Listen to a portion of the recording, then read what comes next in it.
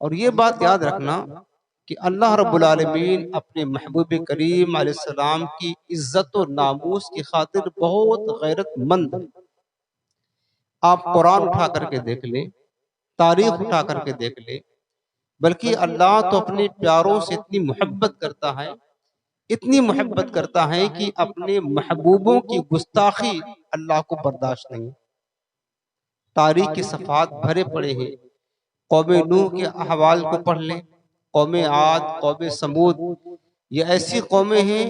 ایک عرصہ تک کفر و شرک کرتی رہی، اللہ رب العالمین کے ساتھ شریک دوسرے کو معبود بنا کر ٹھہراتی رہی، اللہ نے انہیں عذاب نہ دیا۔ لیکن جب اللہ رب العالمین نے ان کے درمیان اپنا نبی بھیجا،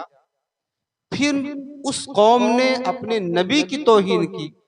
ان کی گستاخی کی، پھر اللہ کی قدرت کو برداشت نہ ہوا، اللہ نے ان پر اپنا قہر نازل فرما دیا۔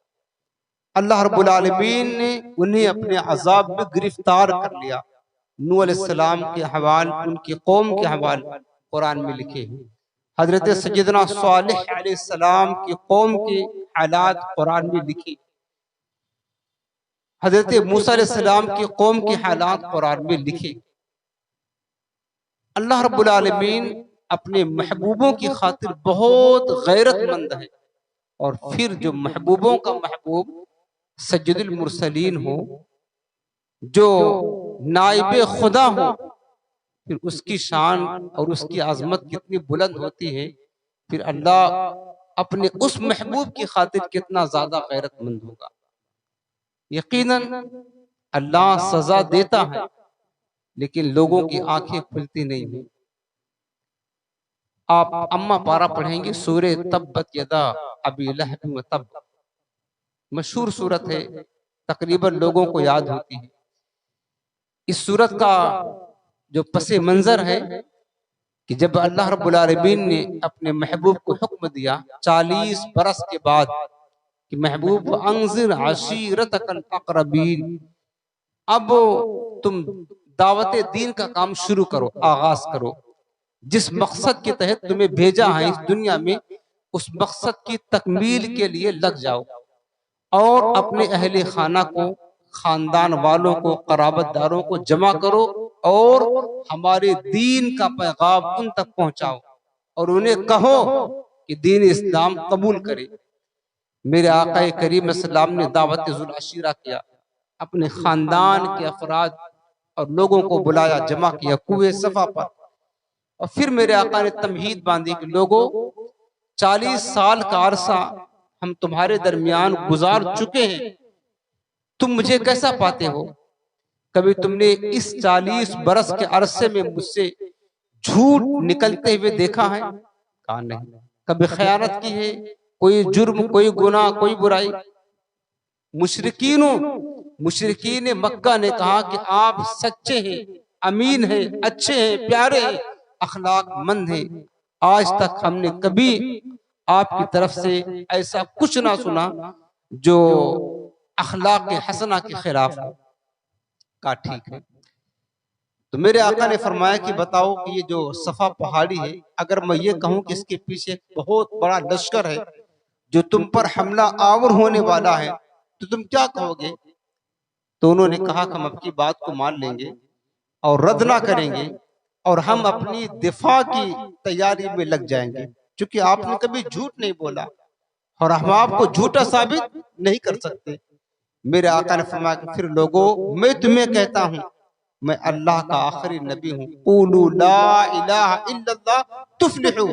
اب تمہاری ذمہ داری بنتی ہے کہ تم اللہ کو ایک مانو، 360 بتوں کو چھوڑو، ان کی پوجا پاٹ چھوڑو، اگر پوجا کرنا ہے تو وحدہ لا شریک لہ، وحدہ لا شریک لہ کی پوجا کرو، اس واحد قہار اور اس معبود جبار کی عبادت کرو، وہی تنہا رب ہے، وہی یکتا ہے، اس کا کوئی ساتھی نہیں ہے، اور میں اللہ کا نبی ہوں، مجھے اللہ کا رسول مانو۔ جب میرے آقا نے یہ کلمات کہے نا، تو پتہ ہے مشرکین کا رد عمل کیا تھا؟ کوئی گالیاں دیتے ہوئے اٹھتا ہے، کوئی تانا کستا ہے، کوئی برائیاں کرتا ہے، کوئی کیا کرتا ہے، اس طریقے سے لوگ اٹھ کر چلے گئے۔ ابو لہب جو حضور کا سگا چچا ہے، اس نے اپنے ہاتھ کو ایسے کیا اور کہا کہ محمد حضور کی بے عزتی کی، سرکار کی گستاخی کی کہ تمہارا ناس ہو، تم نے ہمارا وقت ضائع کیا، تم نے اسی لیے ہمیں بلایا تھا اپنا دین دینے کے لیے۔ جب اس بدبخت نے حضور کی طرف اشارہ کیا نا، اپنے ہاتھ سے اشارہ کیا، میرے آقا خاموش رہے،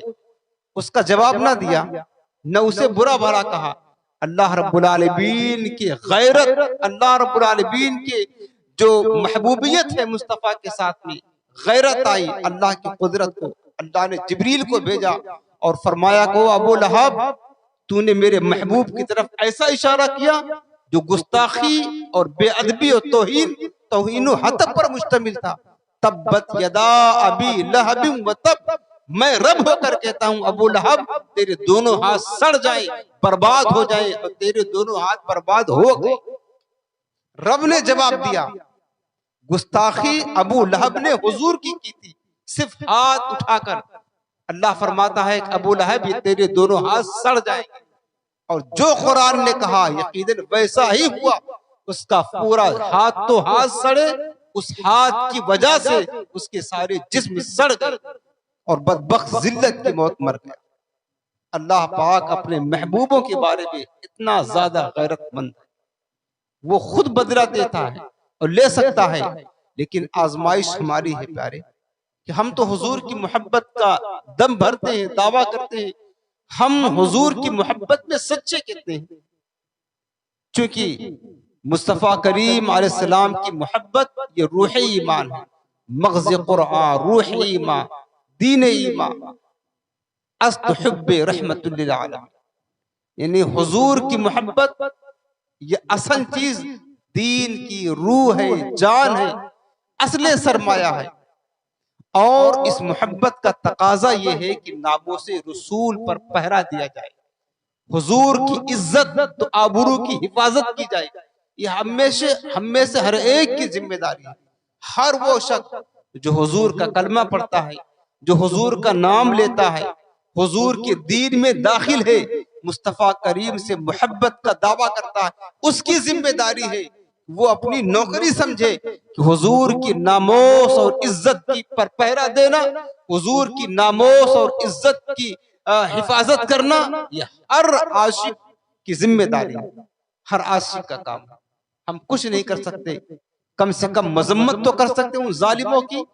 اپنے زبان سے، اپنے کلام سے، اپنی باتوں سے ان بدبختوں کو منہ توڑ جواب تو دے سکتے ہیں۔ اللہ رب العالمین قادر مطلق ہے، اس کے گھر کو شہید کیا جائے، اللہ قدرت والا ہے، چاہے تو ابابیل کا دستہ بھیج کر اپنے گھر کی حفاظت فرما سکتا ہے، لیکن امتحان ہمارا ہوتا ہے، آزمائش ہمارے لیے ہے، یہ ڈیوٹی رب نے ہمارے ذمہ لگائی ہے کہ تم کیا کرتے ہو۔ میں اپنے گھر کو بنا سکتا ہوں، میں اپنے گھر کی حفاظت کر سکتا ہوں، اپنے مصطفیٰ کی ناموس اور عزت کی حفاظت کرتا ہوں، کر سکتا بھی ہوں، لیکن اے میرے بندوں، اے وہ لوگوں جو میرے محبوب کا کلمہ پڑھتے ہو، تمہاری ذمہ داری کیا ہے، تمہاری ڈیوٹی کیا ہے، تمہیں کس لیے پیدا کیا گیا ہے؟ تمہاری ذمہ داری یہ ہے کہ تم میرے محبوب کی ناموس کی عزت کی حفاظت کرتے رہو اور اس ناموس پر پہرا دیتے رہو۔ یہ ہم میں سے ہر ایک کی ذمہ داری